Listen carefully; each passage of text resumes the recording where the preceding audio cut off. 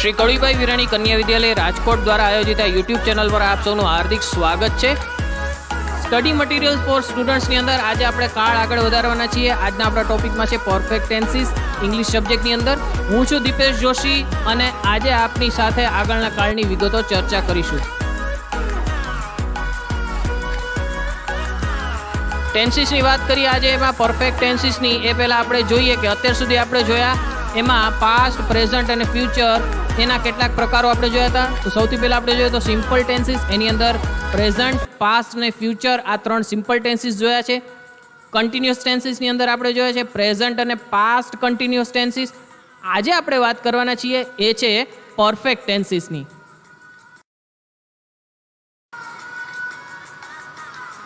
Perfect tenses એ શું છે પહેલા એ સમજીએ। The three perfect tenses in English are the three verb tenses which show action already completed। એટલે કે ઇંગ્લિશ ભાષામાં આવતા ત્રણે ત્રણ જે પૂર્ણ કાળ છે એ ચોક્કસપણે એવું દર્શાવે છે કે એ ક્રિયા પહેલેથી પૂર્ણ થઈ ચૂકી છે। The word perfect literally means એટલે કે પરફેક્ટ શબ્દોનો શાબ્દિક અર્થ જ એવું થાય છે મેડ કમ્પ્લીટ, પૂર્ણ કરેલું, અથવા તો કમ્પ્લીટલી ડન એટલે કે પહેલેથી પૂર્ણ થયેલું, જે સંપૂર્ણપણે પૂર્ણ છે તેવું।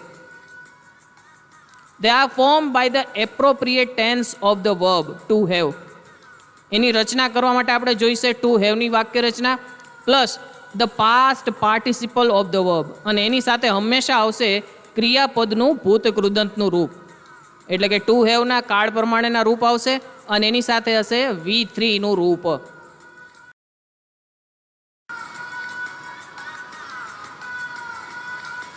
પ્રેઝન્ટ પરફેક્ટની શરૂઆત કરીએ તો સૌથી પહેલા present tense of to have plus participle action is completed with respect to the present.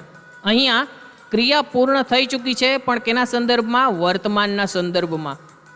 એટલે કે we use the present perfect to say that an action happened at an unspecified time before now. Before now, now એટલે અત્યારના સંદર્ભ કરતાં પહેલાં કોઈ પણ અનસ્પેસિફાઈડ time એટલે કે અચોક્કસ સમયે એ ક્રિયા પૂર્ણ થઈ ચૂકી છે અને એની અસર હજી વર્તાઈ રહી છે। The exact time is not important. એનો ચોક્કસ સમય કયો છે એ દર્શાવવાની જરૂર નથી, પણ અત્યાર પહેલાં પૂરી થઈ ગયેલી હોય એ મહત્ત્વનું છે। You cannot use the present perfect with specific time expressions. એને કોઈ ચોક્કસ સમય આધારિત શબ્દો એવા અન્ય શબ્દો સાથે ઉપયોગ નહીં કરી શકો જેવા આપણે સાદા ભૂતકાળ કે સાદા વર્તમાન કાળને કરતા હતા। જેમ કે યસ્ટરડે સાદા ભૂતકાળમાં હતું, લાસ્ટ વીક હતું, એવી રીતે કોઈ ચોક્કસ સમયગાળો આમાં આવી શકશે નહીં। ઉદાહરણ જોઈએ, I have seen that movie 20 times। આ મૂવી મેં 20 વખત જોયેલું છે। ક્યારે? અડધી કલાક પહેલાં, 2 દિવસ પહેલાં, 3 વર્ષ પહેલાં, જે કોઈ પણ હોઈ શકે। I think I have mat him once before. હું એવું વિચારું છું કે મેં એને આની પહેલાં મળેલું છે। અને there have been many earthquakes in California. કેલિફોર્નિયામાં આ પહેલાં ઘણા બધા અર્થક્વેક આવી ગયેલા છે।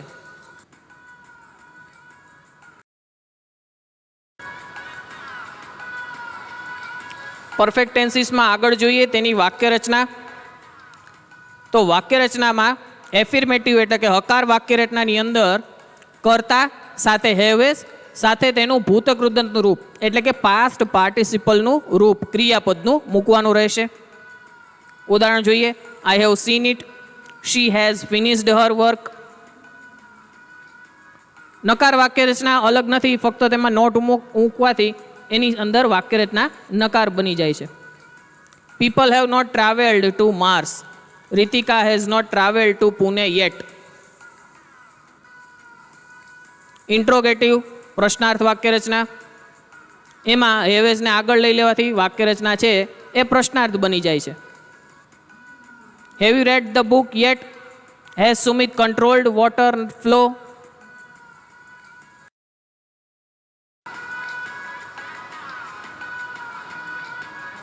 પરફેક્ટ ટેન્સીસની અંદર આપણે જોયું કે કોઈ પણ પ્રકારના કાળસૂચક શબ્દોનો ઉપયોગ કરી શકાતો નથી, તો એને ઓળખવા અથવા તો એમાં સમય દર્શાવવા માટે શેનો ઉપયોગ કરવો? તો યુઝ ઓફ ફોર અથવા તો since with the perfect tenses, ખાસ કરીને પ્રેઝન્ટ પરફેક્ટ ટેન્સની અંદર સિન્સ અને ફોરનો કેવો ઉપયોગ થાય છે એ આપણે જોઈએ। You will often use the word for અથવા તો since with the present perfect tense. એની અંદર આપણે ઉપયોગ કરીએ છીએ.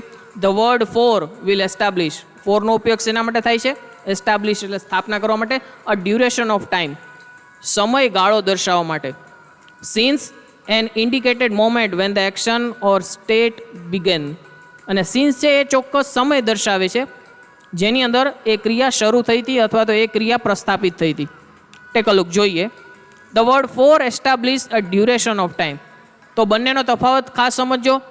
ફોર છે એ સમયગાળો દર્શાવે છે પણ એની અંદર તમને ચોક્કસ સમય મળતો નથી. એટલે કે he has practised medicine for 25 years. He has practice medicine for 25 years. 25 વર્ષનો એનો પ્રેક્ટિસ કરેલી છે મેડિસિનના ફિલ્ડમાં. પણ એ કયા 25 વર્ષ એ તમને એમાં નહીં જણાવવામાં આવે વાક્યમાં. શી હેઝન્ટ કોલ્ડ ફોર એ લોંગ ટાઈમ. ફોર એ લોંગ ટાઈમ, તો એમાં લાંબો સમય, કેટલો લાંબો સમય એ એમાં તમને દર્શાવી નહીં શકાય. સિન્સ છે identifies the moment when the action or state began. એમાં સમય દર્શાવાશે તો એમાં સમયગાળો તમને નહીં ખબર પડે. ઉદાહરણ તરીકે, I have been here since 9 o'clock. હું અહીંયા 9 વાગ્યાથી છું. તો જ્યારે વાક્ય તમે સાંભળશો એ સમય દરમિયાન તમારો સમયગાળો બદલાતો રહેશે. જો કોઈ 10 વાગે સાંભળ્યું હોય તો 1 કલાકથી છે એવું સાબિત થશે. પણ જો કોઈ રાતના 9 વાગે સાંભળશે તો એ સવારના 9 વાગ્યાથી છે એવું પણ એમાં સાબિત થશે. તો બંનેની આ અલગ અલગ પ્રકારની વાક્યરચના છે, જેમાં એકની અંદર એટલે કે ફોરમાં તમને સમયગાળો મળે છે તો સમય મળતો નથી, અને સિન્સની અંદર તમને સમય મળે છે તો એમાં સમયગાળો મળતો નથી. એટલે કે ક્રિયા કેટલો સમય ચાલી હતી એ સ્પષ્ટ થતું નથી. બીજા ઉદાહરણમાં જુઓ. She has worked for that law firm since leaving law school. હવે લિવિંગ લો સ્કૂલ એટલે લો સ્કૂલ છોડ્યા પછી એ આ જે પેઢીમાં કામ કરે છે તો એ કેટલો સમય થયો એ એમાં દર્શાવે છે નહીં, પણ એનો સમય તમને મળશે કે આ સમયથી કામ કરે છે. પણ એને કેટલા વર્ષ થયા, કેટલા મહિના થયા, કેટલા દિવસ થયા એવું એમાં સાબિત નહીં થાય. તો આ એનો તફાવત છે.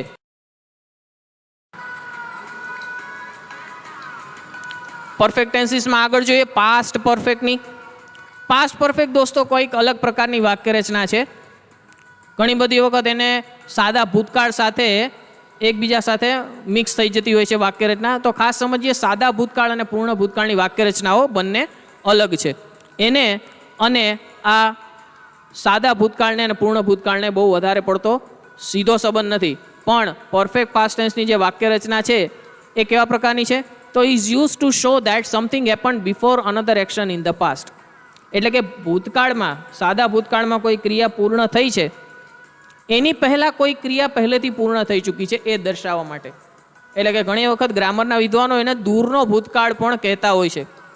કોઈ વખત તમે એને ભૂતકાળનો ભૂતકાળ એવું પણ સાંભળતા હશો. તો એને ખાસ સમજી લઈએ શું વસ્તુ છે તે. ભૂતકાળમાં કોઈ ક્રિયા પૂર્ણ થઈ છે એના માટે સાદો ભૂતકાળ છે જ, પણ એની સાથે પહેલાં કોઈ બીજી ક્રિયા પહેલેથી પૂર્ણ થઈ ચૂકી છે તો એને દર્શાવવા માટે પૂર્ણ ભૂતકાળ આવશે. પણ એના માટે આપને કેમ ખબર પડે કઈ ક્રિયા પહેલાં છે કઈ ક્રિયા પછી? તો એના માટે બંને ક્રિયા આપણે સાથે જ સમજવી પડે. It can also be use to show that something happened before a specific time in the past. એટલે ભૂતકાળના કોઈ ચોક્કસ સમય પહેલાં એ ક્રિયા પૂર્ણ થઈ ગઈ છે એવું દર્શાવવા માટે પણ એનો ઉપયોગ થાય છે. ઉદાહરણ જોઈએ. I had taken 2 doses of medicine before the fever vanished. એટલે કે બિફોર ધ ફીવર વેનિશ્ડ આ ભાગ છે એ તમારો સાદો ભૂતકાળ છે. એ ક્રિયા પૂરી થઈ ગઈ છે પણ એની પહેલાં I had taken 2 doses of medicine, એની પહેલાં મેડિસિનના દવાના 2 ડોઝ મેં 2 માત્રા લઈ લીધેલી હતી. તો આ રીતે આપણે સમજવાનું છે. વાક્યરચનાની રીતે જોઈએ તો બિફોરનો અર્થ થાય પહેલાં, તો ત્યારે બિફોર શબ્દની પહેલાં હંમેશા પૂર્ણ ભૂતકાળ આવશે. અને આફ્ટરનો અર્થ થાય પછી, તો આફ્ટર પછી પૂર્ણ ભૂતકાળનો ઉપયોગ થશે. એની અંદર ટાઈમ ઇન્ડિકેટ શબ્દમાં બિફોર એવા કોઈ પણ શબ્દ સાથે આફ્ટર, ઓલરેડી અને વેન આનો ઉપયોગ આપણે કરવાનો રહેશે.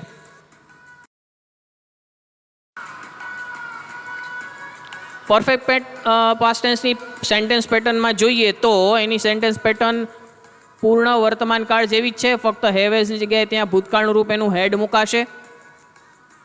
The players had lost his purse before the match finished. તો બિફોર પહેલાં પૂર્ણ ભૂતકાળ આવી ગયો છે, તમે જોઈ શકો છો. Chintan had completed the assignment before he went to school.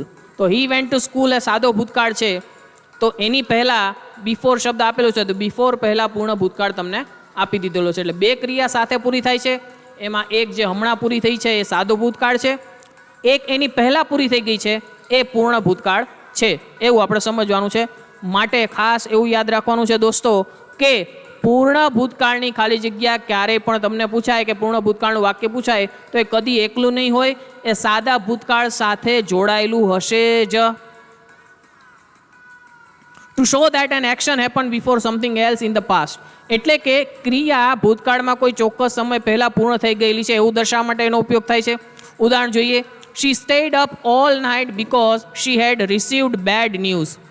એ આખી રાત સ્ટેડ અપ ઓલ નાઇટ, આખી રાત જાગતી રહી, because she had received a bad news.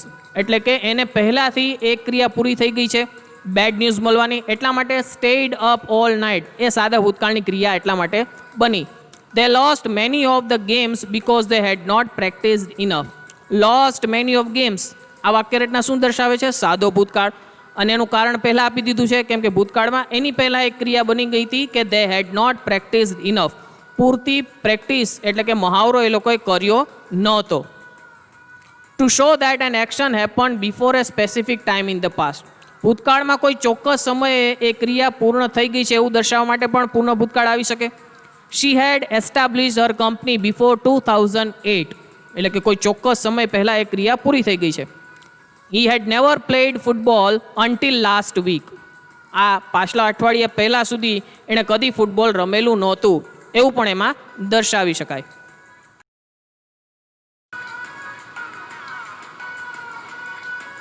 Did you know? શું તમે જાણતા હતા? એ સેગમેન્ટમાં આજે આપણે જોઈએ છીએ. The most complex word in the English dictionary is the word set. સૌથી વિચિત્ર અને જટિલ પ્રકારનો શબ્દ જે ઇંગ્લિશ ડિક્શનરીમાં જોવા મળે છે એ છે સેટ.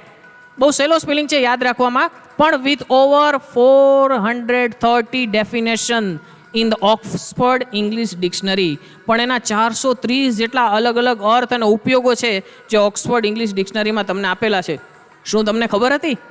ચેક કરી લ્યો, અને જો કંઈક નવું જણાય તો મને ચોક્કસ કોમેન્ટ બોક્સમાં જણાવો.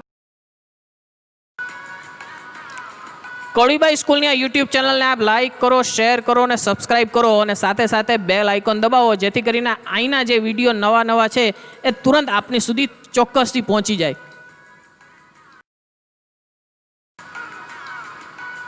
વિડીયો અંત સુધી નિહાળ્યો એ બદલ આપનો ખૂબ ખૂબ આભાર. Thank you.